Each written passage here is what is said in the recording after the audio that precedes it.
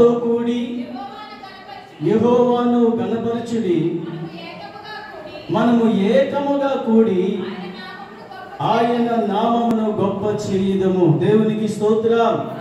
హల్లెలూయా, హల్లెలూయా. ఇక్కడ చదవబడినటువంటి ఈ కీర్తన గురించి మనం ఆలోచించినట్లయితే ఇది రాజైనటువంటి దావీదు గారి యొక్క హృదయములో ఉన్నటువంటి వాంఛ. దేవుని పట్ల ఆయనకి ఎలాంటి వాంఛ కలిగి ఉన్నాడు, దేవుని పట్ల ఆయన ఏ విధంగా జీవిస్తూ ఉన్నాడు, దేవుని యొక్క దృష్టిలో తన యొక్క ఆత్మీయ జీవితం లేక విశ్వాస జీవితం ఎలాగున్నదో అని దావీదు గారు ఏం చేస్తున్నారంట మనకి తెలియజేస్తూ ఉన్నాడు. దేవునికి స్తోత్రం కలుగునుగా. హల్లెలూయా, హల్లెలూయా. దేవునితో ఆయనకున్నటువంటి అనుభవం ఏంటంటే మొట్టమొదటిగా మనం చూసినట్లయితే నేను ఎల్లప్పుడూ కూడా యెహోవాని ఏం చేస్తానంటాడంట, సన్నుతించెదను. దేవునికి స్తోత్రం కలుగునుగాక. హల్లెలూయా. ఎల్లప్పుడూ అనే మాట గురించి మనం ఆలోచించినట్లయితే సుఖముగా ఉన్నప్పుడు మాత్రమే కాదండి, సంతోషంగా ఉన్నప్పుడు మాత్రమే కాదు, ఆనందంగా ఉన్నప్పుడు మాత్రమే కాదు, కష్టం వచ్చినా, దుఃఖం వచ్చినా, శ్రమ వచ్చినా, బాధలు వచ్చినా, బలహీనతలు వచ్చినా కానీ దేవుని యొక్క గణపరచడం మాత్రం ఏమాత్రం కూడా ఆయన విడిచిపెట్టలేదండి. దేవునికి స్తోత్రం కలుగునుగాక. హల్లెలూయా. ఈ రాత్రికాల సమయంలో భక్తుడైనటువంటి లేక రాజు అయినటువంటి దావీదు గారు మనకు చెప్తున్నటువంటి మాట ఏంటంటే, నేను ఎల్లప్పుడూ కూడా యెహోవాను సన్నిధిస్తున్నాను. కాబట్టి దేవుని ఆరాధిస్తున్నటువంటి మీరు, దేవుని కనపరుస్తున్నటువంటి మీరు కూడా మీ జీవితంలో ఎల్లప్పుడూ కూడా యెహోవాను సన్నిధించాలి. దేవునికి స్తోత్రం. హల్లెలూయా. నిజంగా దేవుని సన్నిధించడం అంటే దేవుని స్తుతించడం. దేవుని మనం గనుక నిత్యము కూడా మనం స్తుతిస్తే మన స్థితిగతులన్నీ కూడా మారిపోతాయి. దేవునికి స్తోత్రం కలుగును. బాధ వచ్చిందనుకోండి, దేవుని స్తుతించడం మనం మర్చిపోతాం. ఎందుకంటే మనకు ఆ బాధే గుర్తు వస్తూ ఉంటుంది. లేకపోతే వేదన వచ్చిందనుకోండి, వేదన బట్టే మనం ఆలోచిస్తూ ఉంటాం, దేవుని స్తుతించడం మర్చిపోతాం. ఈ వేదనను బట్టి ప్రభువానికి స్తోత్రం అని ఎవరన్నా అంటారండి? చాలా మంది అన్నారు, కానీ భక్తులైన వారు మాత్రం అంటూ ఉంటారు దేవునికి స్తోత్రం కలుగునుగాక. కీడు వచ్చినప్పుడు ఎవరైనా స్తుతిస్తారో? దేవుణ్ణి స్తుతించలేము. ఎందుకంటే భక్తులైన వారు స్తుతిస్తారు. ఎందుకంటే ఆ స్తుతి వెనుకాల స్థితిగతులను మార్చే దేవుడు నా పక్షమున ఉన్నాడని దేవుడు ఎల్లప్పుడూ కూడా బాధలు వచ్చినా, నిందలు వచ్చినా, మరి లేకపోతే శరీర బలహీనతలు వచ్చినా మనము స్తుతించగలిగితే మన స్థితిగతులన్నీ కూడా దేవుడు మార్చేస్తాడు. దేవునికి స్తోత్రం. హల్లెలూయా, హల్లెలూయా. అలాంటి అనుభవం గుండా మనం వెళ్ళాలండి దేవుని బిడ్డలం. దేవునికి స్తోత్రం కలుగునుగా. హల్లెలూయా, హల్లెలూయా. అందుకనే అంటూ ఉన్నాడు, నేను ఎల్లప్పుడూ కూడా యెహోవాను ఏం చేస్తాను, సన్నుతిస్తాను. తర్వాత ఏమన్నానంటే, నిత్యము ఆయన కీర్తి నా నోట ఉండును. దేవునికి స్తోత్రం కలుగునుగాక. ఏముంటదంట దావీదు గారి నోటిలో? దేవుని కీర్తి ఉంటుందంట. దేవునికి స్తోత్రం కలుగునుగాక. అంటే దేవుని యొక్క కీర్తి అంటే ఏంటి అని అంటే ఆయనకున్నటువంటి ఔన్నత్యం. దేవునికి స్తోత్రం కలుగునుగాక. ఆయన ఔన్నత్యాన్ని ఈయన ఎప్పుడు కూడా ఏం చేస్తాడంటే పొగుడుతా ఉంటాడు. దేవునికి మహిమ కలుగునుగాక. హల్లెలూయా. దేవుడు మన జీవితంలో మరి గడిచిన దినము వరకు కూడా దేవుడు మన జీవితంలో ఎన్నో ఉపకారం, ఎన్నో మేలులు మన దేవుడు మనకి చేస్తూ ఉన్నాడు. ఎందుకంటే మనం ఈ రోజున మరి బలము చేత సజీవులుగా దేవుని మందిరానికి వచ్చామంటే అది దేవుని కేవలం కృప మాత్రమే. దేవునికి స్తోత్రం కలుగునుగాక. హల్లెలూయా, హల్లెలూయా. మనం అనుకుంటుంటాం, నాకు బలం ఉంది కాబట్టి, నేను సరిగ్గా కరెక్ట్గా టయాన్ని ఫిక్స్ చేసుకున్నాను కాబట్టి నేను దేవుని మందిరానికి వస్తాను, లేకపోతే నాకు బలం ఉంది కాబట్టి నేను వచ్చాను, లేకపోతే నాకు దేవుని పట్ల ఉన్న ఆసక్తి ఉంది కాబట్టి నేను దేవుని మందిరానికి వచ్చామని మనము అనుకుంటాం. కానీ అలా కాదండి. దేవుని యొక్క కృపను మాత్రమే, కృపను బట్టి మాత్రమే మనం దేవుని సన్నిధానానికి వచ్చాం. దేవునికి స్తోత్రం. హల్లెలూయా. ఎప్పుడు కూడా దేవుడు చేసినటువంటి మేలు, దేవుడు చేసినటువంటి ఉపకారాలు, దేవుడు ఆయన పట్ల జరిగించినటువంటి ప్రతికూల పరిస్థితులన్నీ మార్చి అనుకూలపరిచిన ఆ పరిస్థితులను గూర్చి ఎల్లప్పుడూ కూడా సర్వాధికారి అయినటువంటి దేవుని పట్ల ఈయన ఏం చేస్తున్నాడంటే ఆయన్ని పొగుడుతా ఉన్నాడు. దేవునికి స్తోత్రం కలుగునుగాక. దేవా నీ నామం ఎంతో గొప్పదయ్యా, నీ బిడ్డల పట్ల నీకున్నటువంటి ఆలోచన ఎంతో గొప్పదయ్యా, నీ బిడ్డల పట్ల నువ్వు చూపినటువంటి ప్రేమ ఎంత గొప్పదయ్యా అనేసి నిత్యము కూడా దేవుని ఏం చేస్తాడంట, ఆయన నోటిలో నుంచి మాట వస్తేనే చాలు దేవుని కీర్తించడం మొదలెడతాడు దావీదు గారు. దేవునికి స్తోత్రం, హల్లెలూయా హల్లెలూయా. మరి మన నోటిలో నుంచి దేవుని కీర్తి వస్తుందా, దేవుని పొగుడుతూ ఉన్నామా అని అంటే, మనకు మందిరానికి వచ్చినప్పుడు మనం పొగుడుతూ ఉంటాం. కొన్నిసార్లు దేవుడు మనకు ఉపకారం చేసినప్పుడు మనం పొగుడుతూ ఉంటాం. అంటే మనకు మేలు చేసినప్పుడే మనం పొగిడితే, ఉపకారం చేసినప్పుడే పొగుడుతాం కాదు. కానీ దేవుడు చేసిన ప్రతి సమయం ప్రతి సెకండ్ కదండి, ఎన్నోసార్లు మనం ప్రయాణాలు చేస్తూ ఉంటాం కదండి, బైకుల మీద, ఆటోల మీద, లేకపోతే బస్సుల మీద రకరకాలుగా ప్రయాణాలు చేస్తూ ఉంటాం. మన ఇంటి దగ్గర బయలుదేరి వెళ్ళవలసిన సమయానికి వెళ్ళి మళ్ళా తిరిగి మన ఇంటికి క్షేమకరంగా వచ్చామంటే దేవుని కృప ఎంతో మనకి కాపుదల ఉంది. దేవునికి స్తోత్రం, హల్లెలూయా. వెళ్ళి రాగానే కాదు మనం ఏం చేయాలంటే, దేవా నా ప్రయాణం అంతట్లో కూడా నువ్వు నాకు తోడుగా ఉండి నన్ను నీ యొక్క మరి కోడి తన రెక్కల చొప్పున బిడ్డలను కాపాడునట్లుగా నన్ను కాపాడినందుకే నీకు స్తోత్రమయ్యని నిత్యము కూడా దేవుని ఏం చేయాలి, మనము ఆయన కీర్తిని మనం ఏం చేయాలి, మరి ఒప్పుకొని ఆయన కీర్తిని మనము ప్రకటిస్తూ ఉండాలి. ఆయన గొప్ప చేసేవారు ఉండాలి. దేవునికి స్తోత్రం, హల్లెలూయా హల్లెలూయా. కాబట్టి దావీదు గారు ఆయనకున్నటువంటి మరి దేవునితో ఉన్న అనుభవం ఏంటంటే, ఆయన నిత్యము ఆయన ఏం చేస్తున్నాడు, స్తుతిస్తూ ఉన్నాడు. దేవునికి స్తోత్రం కలుగును గాక, హల్లెలూయా. ఆయన ఎల్లప్పుడూ కూడా గొర్రెలు కాస్తున్నప్పుడు అరణ్యములలో, లోయలలో, ఎడారులలో కాస్తున్నప్పుడు ఆయన నోటిలో ఎప్పుడూ కూడా ఏముండేదంటే స్తుతే ఉండేది. దేవునికి స్తోత్రం కలుగును గాక, హల్లెలూయా. ఆ స్తుతి స్తుతి స్తుతి అని పలుకుతున్నటువంటి దావీదు జీవితంలో ఒకసారి ఏమైందంటే ఎలుగుబంటి, ఒకసారి సింహం ఎదురైతే సింహం బలం ఎంత, మనిషి బలం ఎంత అండి? సింహం బలమే గొప్పది.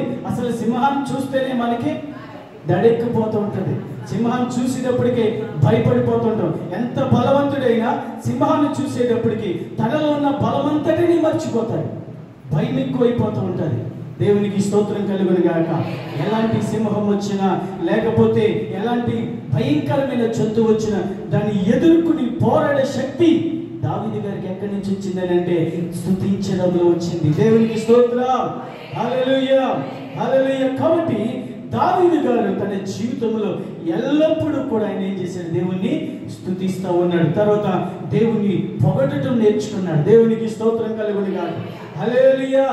దేవుణ్ణి పొగిడితే ఏం జరుగుతుందో తెలుసండి, దేవుని పొగడడం మనం మొదలు పెడితే మనం అడగకుండానే ఆశీర్వాదాలు ఇస్తాడు దేవుడు. దేవునికి స్తోత్రం. అంటే పొగడ్తలకు పడిపోయే దేవుడు కాదైనా, కానీ మన జీవితంలో చేసిన మేలుని బట్టి మనం ఎప్పుడైతే పొగుడుతూ ఉంటామో ఆయన దృష్టిలో మనము కృతజ్ఞత కలిగినటువంటి కుమారుడిగా దేవుడు ఆయన అంగీకరిస్తూ ఉంటాడు. దేవునికి స్తోత్రం కలుగును గాక, హల్లెలూయా.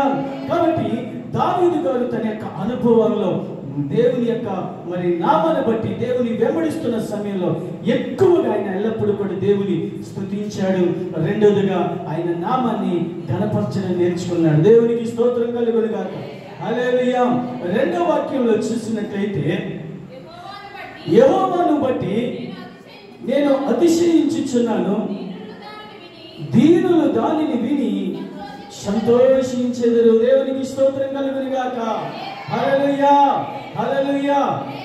గొర్రెలను కాసుకుంటున్నటువంటి గొర్రెల కాపరుగా ఉన్నటువంటి దావీదు తన జీవితంలో దేవుని స్తుతించడం మొదలుపెట్టిన తర్వాత, దేవుని గణపరచడం మొదలుపెట్టిన తర్వాత, దేవుని హెచ్చించడం మొదలుపెట్టిన తర్వాత తన జీవితం లైఫ్ స్టైల్ అంతా కూడా ఏమైపోయింది, మారిపోయింది. దేవునికి స్తోత్రం కలుగును గాక.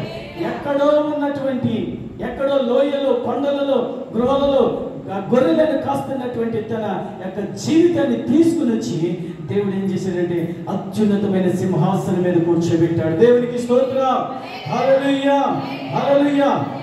ఎంత సింహాసనం మీద దావీదు గారిని కూర్చోబెట్టిన దేవుడు ఎప్పుడు కూడా దావీదు గారి తన జీవితంలో నా జ్ఞానాన్ని బట్టి, నా తెలివిని బట్టి నేను రాజునయ్యానని ఎప్పుడు కూడా గర్వించలేదండి. దేవునికి స్తోత్రం కలుగును గాక. ఆయన గొర్రెలను కాసుకున్న సమయంలో కూడా దేవుని నామాన్ని బట్టి అతిశయించాడు. సింహాసనం మరి ఆయన ఎక్కినప్పుడు కూడా, రాజుగా అభిషేకించినప్పుడు కూడా దేవుని యందే అతిశయించాడు. సింహాసనం పోయినా కానీ దేవుని యందే ఆయన అతిశయించాడు. దేవునికి స్తోత్రం కలుగును గాక. హల్లెలూయా, హల్లెలూయా.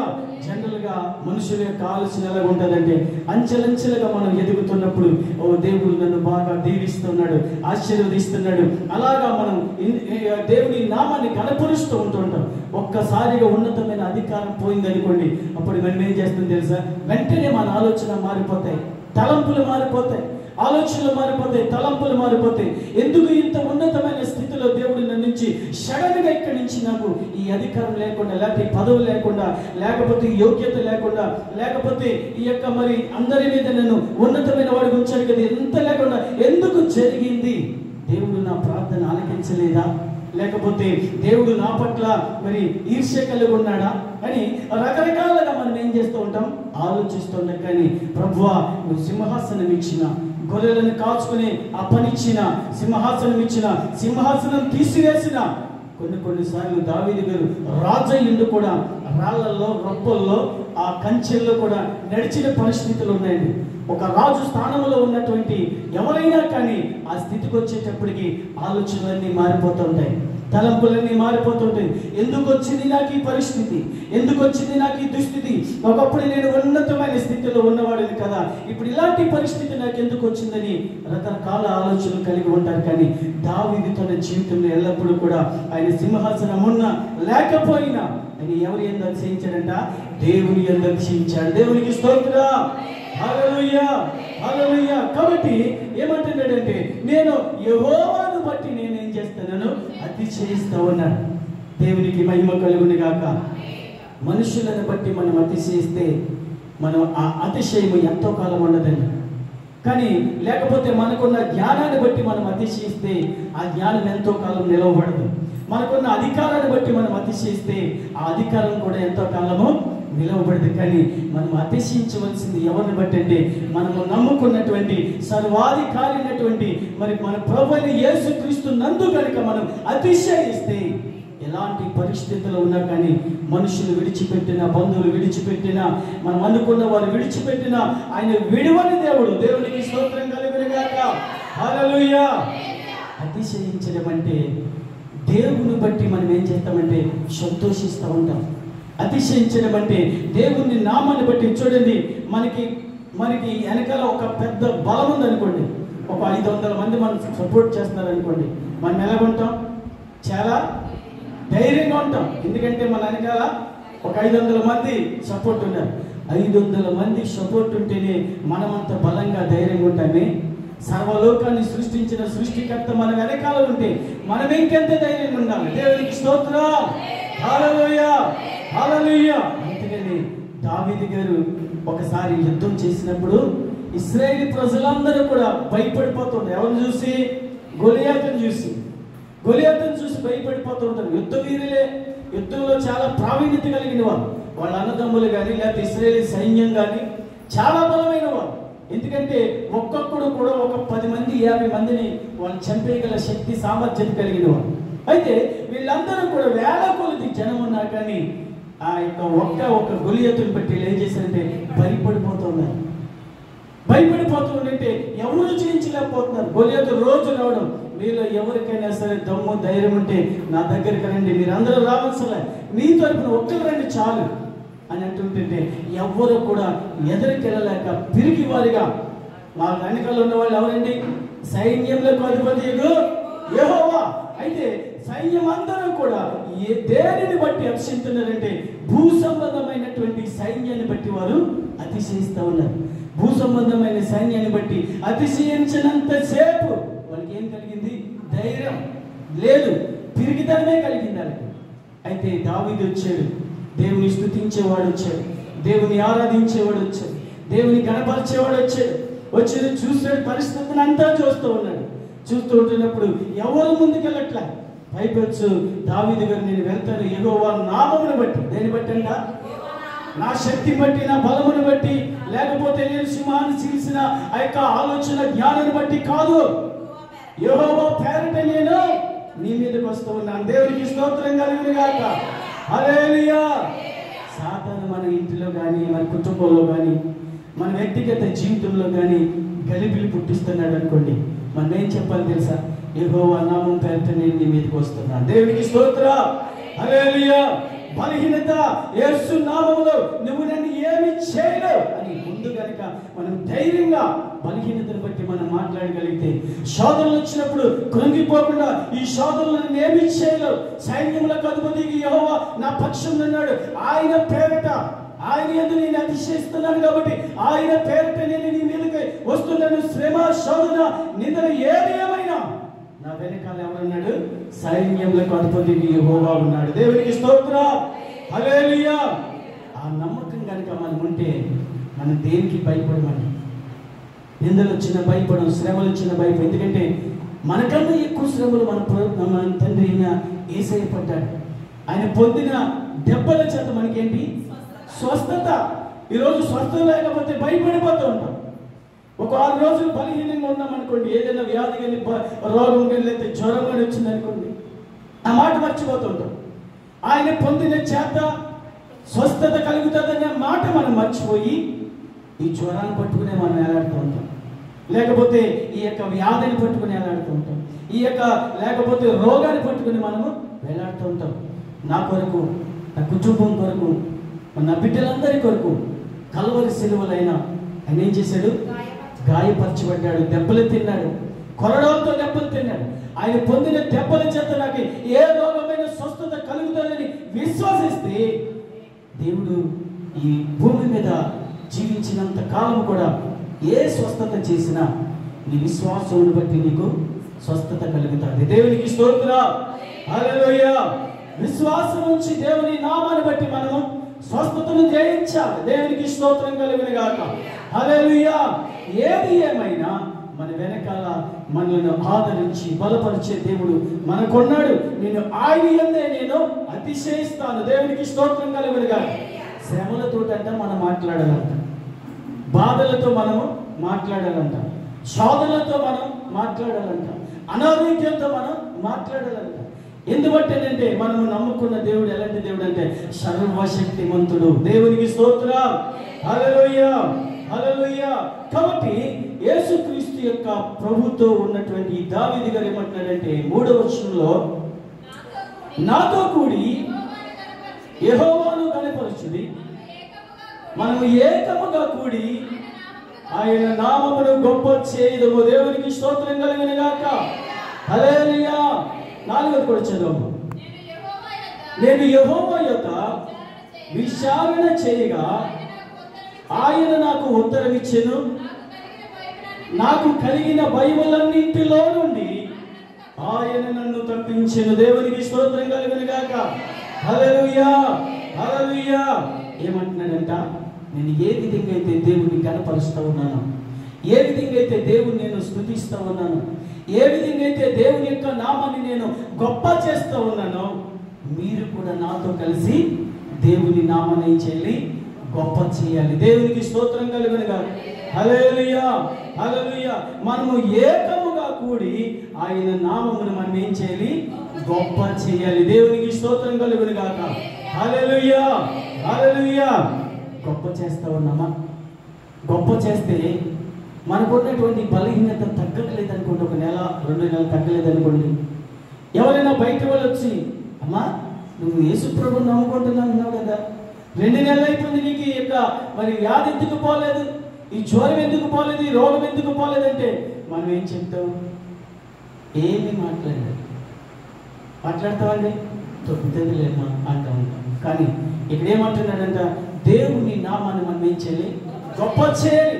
అప్పుడు మనం చెప్పవలసిన సమాధానం ఏంటంటే, ఆలస్యం చేస్తాడు కానీ నా దేవుడు. దేవునికి స్తోత్రం కలుగును గాక. హల్లెలూయా.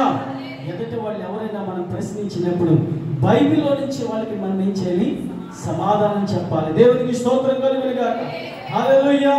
హల్లెలూయా. కాబట్టి దేవుని బిడ్డలైనటువంటి మనము దేవుని మందిరానికి వస్తున్నప్పుడు, ఎందుకంటే దైవవచనాలు చెప్తున్నప్పుడు శ్రద్ధగా ఆలకించమంటారంటే, శ్రద్ధగా మనం దేవుని యొక్క వాక్యాన్ని ఆలకిస్తే, ఎప్పుడైతే శ్రద్ధగా ఆలకిస్తామో ఆ మాటలన్నీ కూడా ఎక్కడికి వెళ్ళిపోతాయంటే మన తలంపుల్లోను, మరి యొక్క మన మనస్సాక్షులను, మన హృదయంలో ఏం చేయబడతాయంటే ముద్రించబడతాయి. దేవునికి స్తోత్రం కలుగును గాక. హల్లెలూయా. హల్లెలూయా. ముద్రించబడితే ఎవరు ఎలాంటి ప్రశ్న వేసినా మనము సమాధానం చెప్పగలుగుతాం. దేవునికి స్తోత్రం కలుగును గాక. హల్లెలూయా, హల్లెలూయా. శ్రమలు వచ్చినాయి అనుకోండి, ఇక్కడ ఏమంటున్నాడంటే ఆయన మాట చెప్తే నాకు కలిగిన భయములన్నింటిలో నుండి నన్ను ఆయన తప్పించెను. దేవునికి స్తోత్రం కలుగును గాక. హల్లెలూయా, హల్లెలూయా. భయమును గురించి 365 సార్లు బైబిల్లో రాయబడ్డారు. అసలు భయం అనేది ఎక్కడ స్టార్ట్ అవుతుంది నేను చెప్పమంటారా? చెప్పి నేను ముగిస్తాను. భయం అనేది చిన్నప్పటి నుంచే మన తల్లిదండ్రులు మనకి భయం అనే బీజాన్ని వేశారు. ఏంటంట? భయం అనే బీజాన్ని మన తల్లిదండ్రులు వేశారు. ఎలా వేశారో నేను చెప్తాను. చిన్నపిల్లడు అన్నం తినడం మొదలు పెట్టిన తర్వాత అడు సరిగ్గా తిండు, పిల్లోడు కానీ పిల్ల కానీ తిండు. తినకపోతే తల్లి ఏదో విధంగా ఆ బిడ్డకి నేను అన్నం పెట్టాలి, అన్నం తినిపించాలి అన్న ఉద్దేశంతో ఆ తల్లి ఏం చేస్తుందంటే, బాబు పూజలు వచ్చేస్తున్నాడమ్మా తిని, లేకపోతే దొంగడు వచ్చేస్తున్నాడు తినమ్మా అంటే ఆడు దొంగడు అని అన్నది నోట్లో పెట్టేస్తాడు.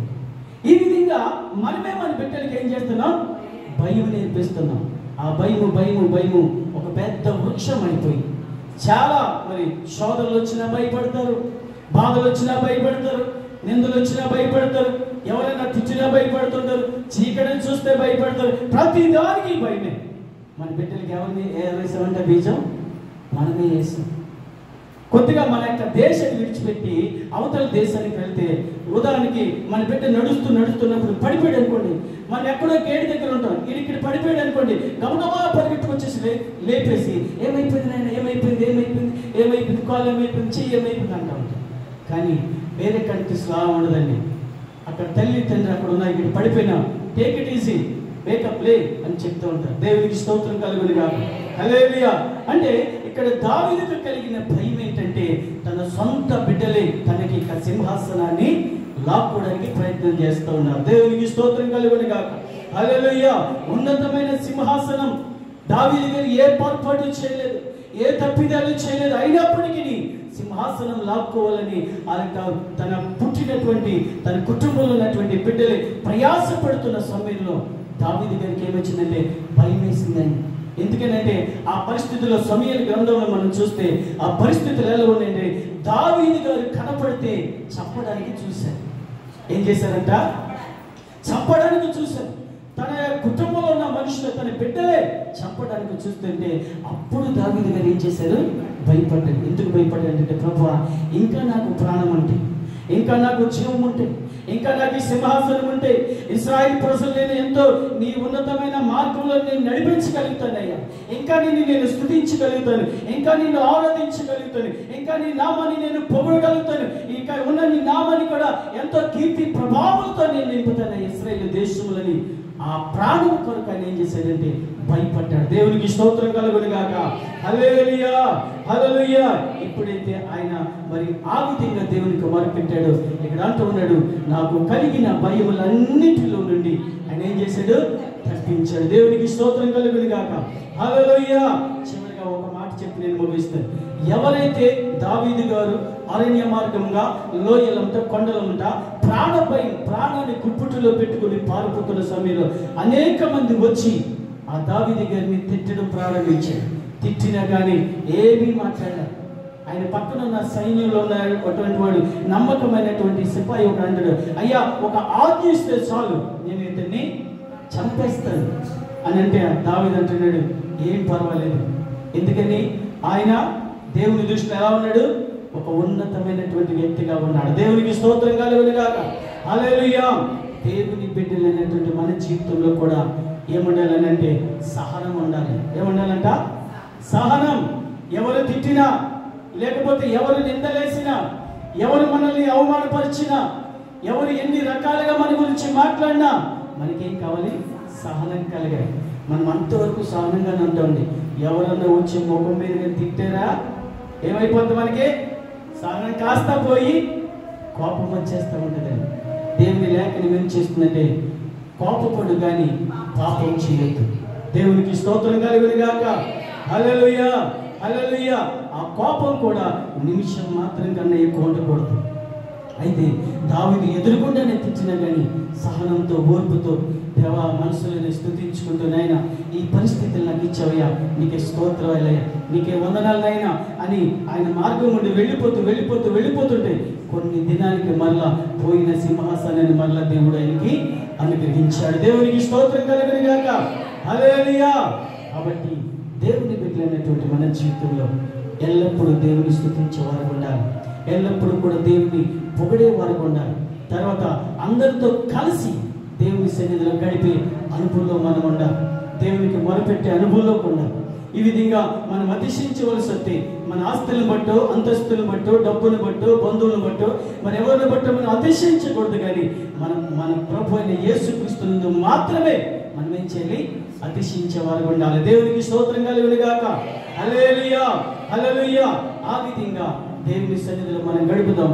మనకున్న విశ్వాసాన్ని, మనకున్న ప్రార్థన జీవితాన్ని మనం కాపాడుకుంటూ ఆయన రాకడ పర్యంతరం మనము ఆయన పట్ల నమ్మకమైనటువంటి కుమారులుగా, కుమార్తెలుగా మనం జీవిస్తూ ఆయన మనందరి కొరకు మరలా రాబోతూ ఉన్నాడు. ఆయన వచ్చినప్పుడు ఆ మహిమ గల ఆ రాజ్యములు, మహిమ గల ఆయన సింహాసనం పక్కన ఉండే యోగ్యతను దేవుడు మనకి ఇస్తానన్నాడు. కాబట్టి ఆయన పట్ల మనం ఏం చేద్దామంటే నమ్మకంగా జీవితం, అంతం వరకు, భూమిని విడిచిపెట్టే వరకు నమ్మకంగా జీవితం. ఆయన ఏమంటున్నాడంటే నమ్మకమైనటువంటి వారికి ఏం చేస్తాడంట? నిత్య రాజ్యాన్ని ఇస్తాడు. దేవునికి స్తోత్రం కలుగును గాక. హల్లెలూయా. కాబట్టి ఆ నిత్య రాజ్యంలో చేరడానికి మనం ప్రయాసపడదాం. అటువంటి కృపా భాగ్యాన్ని దేవుడు మనందరికీ దయచేయాలని మరి ఈ మాటలు నేను ముగిస్తూ మిగతా సమయాన్ని అమ్మగారికి అప్పగిస్తూ ఉన్నాను. దేవునికి మహిమ కలుగును గాక. హల్లెలూయా, హల్లెలూయా. సభలు మోకరించినట్లయితే ప్రార్థన చేసుకుందాం. చక్కని వర్తమానం ద్వారా పరిశుద్ధాత్ముడు నీతో నాతో మనందరితో కూడా మాట్లాడారు కనుక మోకరించడానికి వీలుకున్నాడు. మోకరించండి. దేవా, నువ్వు నాతో మాట్లాడావు, నన్ను దర్శించవు నాయన, నీకు స్తోత్రాలు ప్రభా. నిజమే, నీ దాసుడు ద్వారా మాట్లాడినట్టుగానే దేవా నిత్యము నేను స్తుతించే కుటుంబంగా, నిత్యము నీ కీర్తిని, నీ గొప్పతనాన్ని అయ్యా అన్యజనుల ఎదుటనైనా నీ గొప్పతనాన్ని కీర్తించే వారుగా, పొగడే వారుగా మమ్మను, మా కుటుంబాలను దీవించండి అయ్యా. మాకు కలుగు భయములన్నిటిలో నుండి ఏ విషయాలు నువ్వు భయపడుతున్నావో, నీకు కలిగిన భయాలన్నిటిలో నుండి ఏ విషయాలు నీకు నిద్రపట్టక ఆందోళన చేస్తూ, టెన్షన్ పడిపోతూ, గాబరా పడిపోతూ నీవు భయపడుతున్నావో, నీ భయాలన్నిటిలో నుండి దావీదును విడిపించిన దేవుడు నిన్ను, నీ కుటుంబాన్ని, నీకు కలిగిన శ్రమలన్నిటిలో నీతిమంతునికి కలుగు శ్రమలు అనేకములు, వాటన్నిటిలో నుండి యెహోవాయే నిన్ను మనని, మన కుటుంబాన్ని కాపాడువాడైనాడు కనుక శిలువనాథుడైన యేసు చెంతకు చేరిన నీవు ఏ విషయంలో దుఃఖించవద్దు, ఏ విషయంలో ఏడవద్దు. దేవుని సన్నిధిలో ప్రార్థన చేయి, దేవుని సన్నిధిలో ప్రార్థించు. ఉదయకాలం విన్నాం కదా, హిజ్కియా తల్లి అబియా ప్రార్థించే తల్లిగా ఉంది కనుక తన కుమారుడైన హిజ్కియాను ఏలేవాడిగా ఉంచాడు. కనుక ఈ రోజు నీ బిడ్డల కొరకు, నీ కుటుంబం కొరకు ప్రార్థించే తల్లిగా, ప్రార్థించే తండ్రిగా, ప్రార్థించే కుటుంబంగా నీ ఉంటే నిశ్చయముగా దేవుడు నిన్ను, నీ కుటుంబాన్ని ఏలేవాడిగా ఉంచుతాడు. నిశ్చయముగా దేవుడు నీకు, నీ కుటుంబానికి, దావీదుకు తన కుటుంబానికి శాశ్వత కృపనిచ్చినట్టుగా దేవుడు నీకు, నీ కుటుంబానికి శాశ్వత కృపనిచ్చి నిత్యము తన సన్నిధిలో బ్రతికే ధన్యతను దేవుడు మనకి ఇచ్చి ఉన్నాడు పిల్లరా. కనుక శిలువనాథుడైన యేసు చెంతకు చేరిన మనం ఒక మంచి తీర్మానం చేసుకున్నాం. దేవా, నిత్యము మా కుటుంబాలన్నీ నీ సన్నిధిలో బ్రతికే ధన్యత మాకు దయచేయండి. నిత్యము నీ సన్నిధిలో కనబడే కుటుంబాలుగా మా కుటుంబాలను ఆశీర్వదించండి, దీవించండి అని ఎవరి మంచి వారు ప్రార్థన చేసుకున్నాం పిల్లరా. ప్రార్థన చేద్దాం. స్తోత్రం నాయన, పరిశుద్ధుడా, నీకు వందనాలు, స్తోత్రాలు నాయన. ఈ రాత్రికాల సమయంలో తండ్రి ఈ దాసునిలో నుండి మీరు మాతో మాట్లాడారు తండ్రి, స్తోత్రాలు. విన్న వాక్యాన్ని దృష్టి అమ్మవారిని ఎత్తికెళ్ళిపోకుండా 30 60 100 మీరు ఫలింప చేసి నాయన ఆ వాక్యమే విశ్వాసుల వారి జీవితంలో కార్యసిద్ధిని చేసి నాయన, వారి విశ్వాస జీవితంలో, వారి ప్రార్థన జీవితంలో, వారి భక్తి జీవితంలో మనుషుల వల్ల కానీ, దృష్టి అపవాది వల్ల కానీ ఎలాంటి శోధనలు, శ్రమలు, ఆటంకాలు వచ్చినా ప్రభు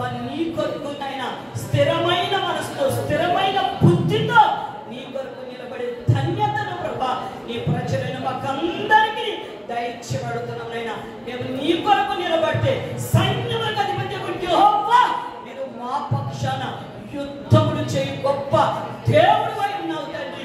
నీకు వందనాలు స్తుతులు స్తోత్రాలు చెల్లిస్తున్నామైనా. అలాగని ప్రజలు శ్రమలు వస్తున్నాయి కదా అని తొలగిపోయేవారుగా కాకుండా నాయన అయ్యా ఇసుక మీద కట్టబడినటువంటి ఇల్లుగా కాకుండా నాయన క్రీస్తు అనే బండ మీద తమ యొక్క ఆత్మీయ జీవితాలను తమ కుటుంబ జీవితాలను కట్టుకుంటున్నాయినా నీ రాకడ వరకునైనా నమ్మకంగా నీలో కొనసాగే ధన్యత దయచే.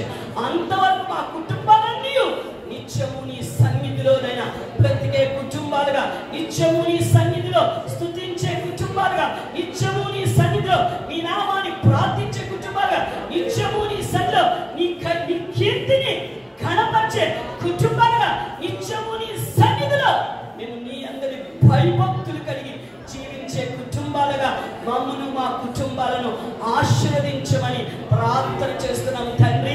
నీకు వందనాలు స్తోత్రాలు. కూడి వచ్చిన సంఘం అంతటిని పేరు పేరు చొప్పున దర్శించి దీవించి ఆశీర్వదించని. ఈ రాత్రి వారు ఏ భయాలతో ఉన్నారు, ఏ శ్రమతో ఉన్నారు, ఏ ఆందోళనతో ఉన్నారు, ప్రతి విధమైన శ్రమను ప్రతి విధమైన భయాన్ని యేసునామములో విడిచి పొమ్మని ఆజ్ఞాపిస్తున్నాను. నీ పరలోకపు దీవెన, నీ పరలోకపు ఆశీర్వాదాన్ని, నీ పరలోకపు ధైర్యాన్ని ప్రతి బిడ్డకు అనుగ్రహించి నాయన నీ ఆలోచనిచ్చి ప్రతి బిడ్డను నీ చెయ్యి పట్టుకొని హానోకును నడిపించినట్టుగానైనా జలప్రళయంలో నోవహు కుటుంబాన్ని నడిపించినట్టుగా ప్రతి కుటుంబమునైనా నీ కృప చేత అయ్యా నడిపించమని ప్రార్థన చేస్తున్నాం నాయన. నీకు వందనాలు స్తుతులు స్తోత్రాలు చెల్లిస్తున్నాము నాయన. దయామణి గారి యొక్క మనవని మీరు సంపూర్ణంగా స్వస్థపరిచి క్షేమంగా వారి గృహానికి చేరుస్తున్న దేవా నీకు స్తోత్రాలు. సత్యబాబు గారి యొక్క మనవని సంపూర్ణంగా మీరు ముట్టి స్వస్థపరచండి నాయన. శిరీషకు సంపూర్ణమైన ఆరోగ్యము దయచేయండి నాయన. వ్యాధులపేట సూర్యవతిని కూడా మీరు ముట్టి స్వస్థపరచండి నాయన. నాగవల్లిని కూడా మీరు ముట్టి స్వస్థపరచమని ప్రార్థిస్తున్నాం. స్తోత్రాలైనా అయా సింధియాకిని పావనికి కర్పం ధరించారు. దినములు నెలలు సంపూర్ణంగానే సుఖమైన కాన్పును ఆరోగ్యవంతుని బిడ్డలను వారికి దయచేయమని ప్రభా ప్రార్థన చేస్తున్నాం తండ్రి. నీకు వందనాలు స్తుతులు స్తోత్రాలు చెల్లిస్తున్నాం నాయన. సంఘములో 15 వారు ఉన్నారు. ప్రతి బలహీనతను ఈ రాత్రి యేసునామములో ఖండిస్తున్నామైనా.